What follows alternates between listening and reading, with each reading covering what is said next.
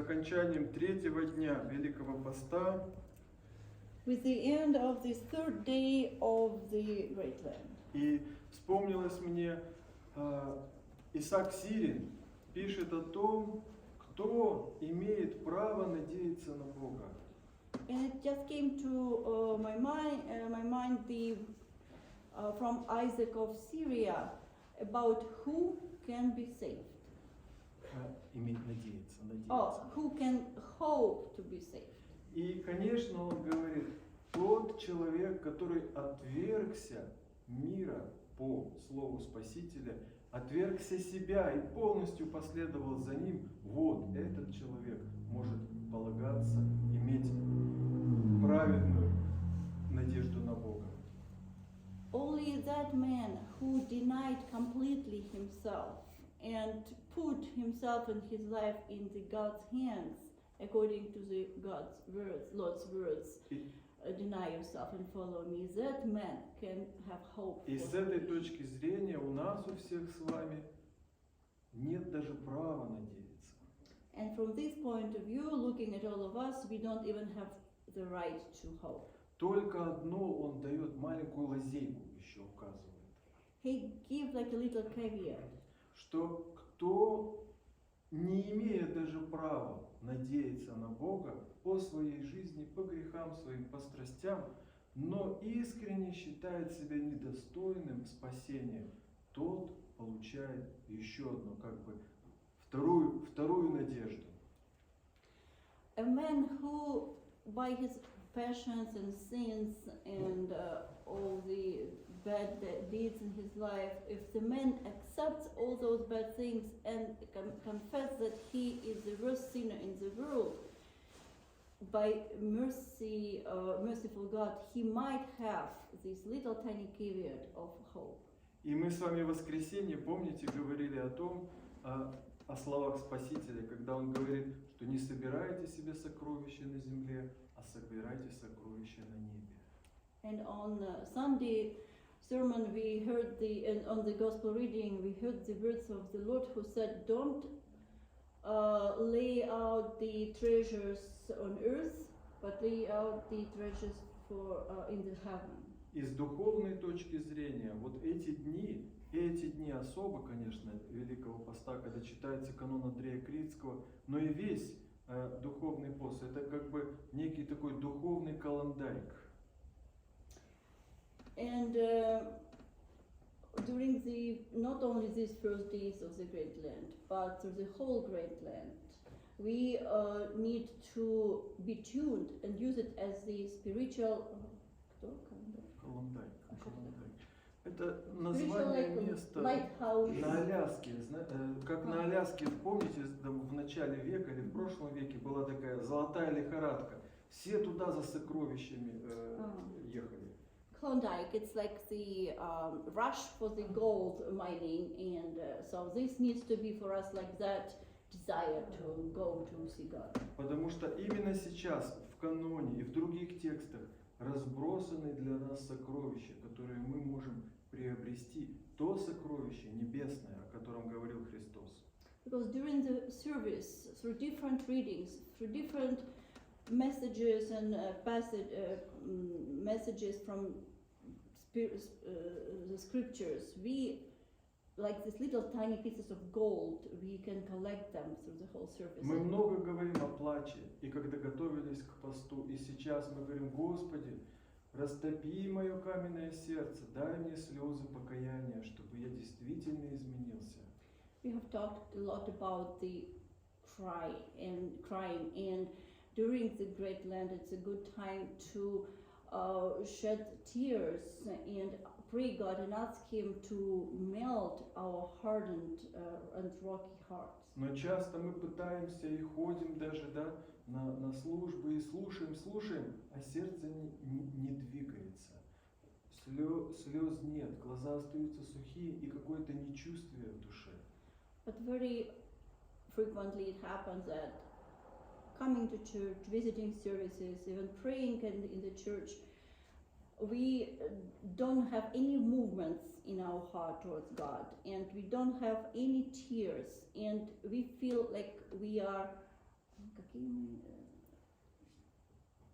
like Не we, чувствуй, не чувствуй. okay, like we are completely with no life. И вот нам одно из сокровищ мне бросилось просто в глаза сегодня, когда мы читали канон, как лекарство нам от этого нечувствия души предлагает святой Андрей Крицкий. And during the canon reading, one sentence struck me, and I would like to read it again to you right now. It's like a little tiny treasure that Saint Andrew wants us to collect. Он говорит, что я лишен чертога, и я лишен брака небесного, о котором в Евангелии, да, помните, в притче говорит? Это как waiting, да? Браки, waiting. Saint Andrew says, I am a lack of the roof and the lack of the wedding. It's like the wedding in the heavenly kingdom.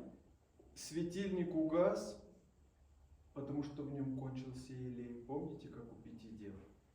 My lamp is out, like you remember the 5 virgins that without oil had their lamp out.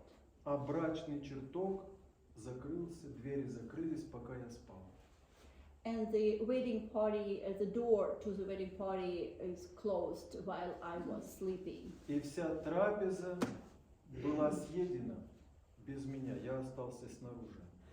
And all the feast, the food that was prepared was eaten without me because I was standing outside behind the door. Но не просто остался снаружи, а еще и по рукам и по ногам связан, и извергли меня вон. And not only I was behind the doors, but I was with the bonds over my legs and arms, and I was cast out. Вот это один из тропарей канона, который мы сегодня слышали. This is one of the troparions of the canon that we read today. И мы говорили с вами, что молитва, она должна быть без образов, чистая, высокая молитва. Но нам, конечно, до такой молитвы далеко. We used to say that the praying needs to be pure, clean, with no images, but of course it is far away for us to reach those heights. Но вместо того, чтобы ум наш был наполнен во время молитвы какими-то пустыми воспоминаниями, или мечтами, или мыслями, образами, вот нам предлагается какой божественный образ, чтобы мы на нем сосредоточились. And while praying, instead of our thoughts and head and mind be occupied with the worldly thoughts or things, we can occupy and keep it with the images of, as we just talked about, of the holy spiritual images. И во время молитвы молились бы Иисусова, или какая бы молитва ни была, но мы представили бы себе эту ситуацию ясно и отчетливо, удержали бы ее себе в уме. Ситуацию, будучи за дверями, да? Нет, когда молимся. While praying is a Jesus prayer or any other prayer, we need to be concentrated on the words and keep them in mind and heart, very alive. Представить себе, что действительно вот мы оказались вне Царства Небесного. Мы туда не попали. Нас извергли вон, отверг нас Господь за наши грехи, за наши страсти. And while praying, just think that image we talked, that we were cast out from the wedding party and we are behind the doors with bonds over us. Может быть, эта мысль, удерживаемая в сердце, растопит немножечко наше нечувствие. Maybe this image being kept in our hearts will melt our ability to feel hardness of our hearts. Как будто молиться уже изверженными из рая, молиться уже после суда, но мы все еще молимся: Господи, помилуй нас, может есть какой-то еще шанс. Imagine that it happened to you. You're praying at the fact that you have been cast out and with bonds on you, but eventually we still have time. But put the situation like it's already had been done to you and you don't have any. Вот такой помысел, как сокровище некое духовное, он может нас ввести в это состояние недостоинства, So, and that image, as little tiny pearl of the treasure box, can put us from our unworthy condition и состояние плача и даровать нам эту вторую надежду. can put us in the state of crying with tears and give us that great hope. Что Господь смилуется на нас, несмотря на то, что нет у нас никаких добрых дел, и все-таки дарует нам спасение и дарует нам это Царство Небесное как подарок от себя. And hope that the Lord will be merciful to us, the worst sinners in the world, even if we haven't done anything good, because of His great mercy, and give us a gift of salvation.